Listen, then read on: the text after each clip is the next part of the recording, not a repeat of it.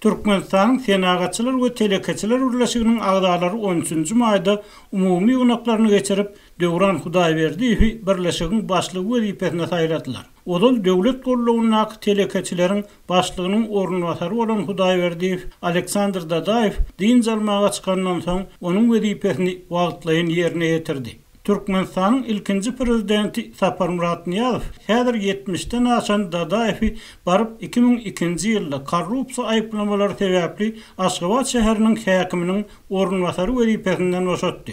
Emma muňa Ramazan Gurbanoğlu Berdimhemmedow 2008-nji ýylyň martynda Senagatçylar we Telekeçiler Birleşiginiň döredönüne geljekde döwlet içinde döwlete uruljak gurama ýolbaşy bellemek üçin Dadaýewdan anandar adam tapmady diýip synçylar aýdýar.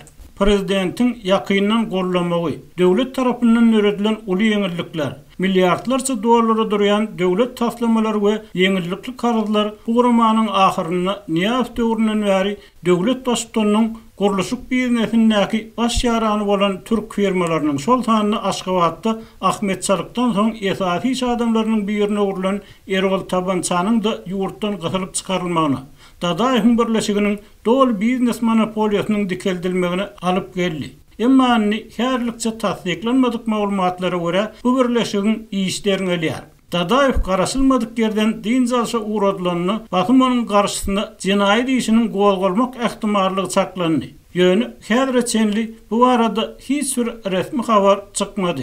Emma hökümetdäki anandar çeşmäniň sözlerine görä Dadaýew häzir valyuta alyp çalyşmak bilen bagly uly ykdysat jenaýaty ilteşikli bolmakda guman edilýär.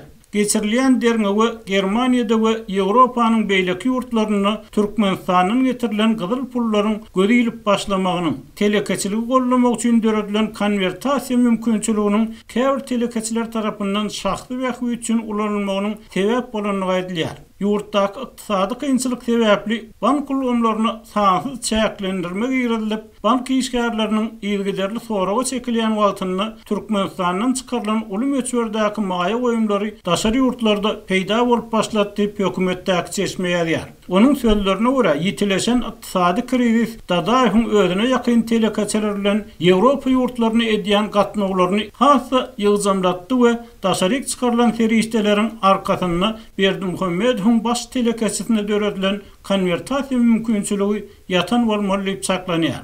Emma adatlyk häzirlikçe bu maglumaty garaşsyz ýagdaýda tasdikladyp bilmedi. Türkmenistanyň Niýazow döwründen bäri valyutanyň resmi we resmi däl bahalarynyň ýokary döwlet wezipelerinde işlän resmiýetiň onlarçasyna bir kanun baýlyk toplamak mümkinçiligini döredenligi. Ýöne bu urdaky jenaýatlaryň hiç wagt dolu we açyk görnüşde derinelmänligi. Hökümet başlygynyň bu ýagdaýda özüne gerek bolan halatynda güýçlenen garşydaşlaryny aradan aýyrmak üçin ulanýanlygy aýdylýar.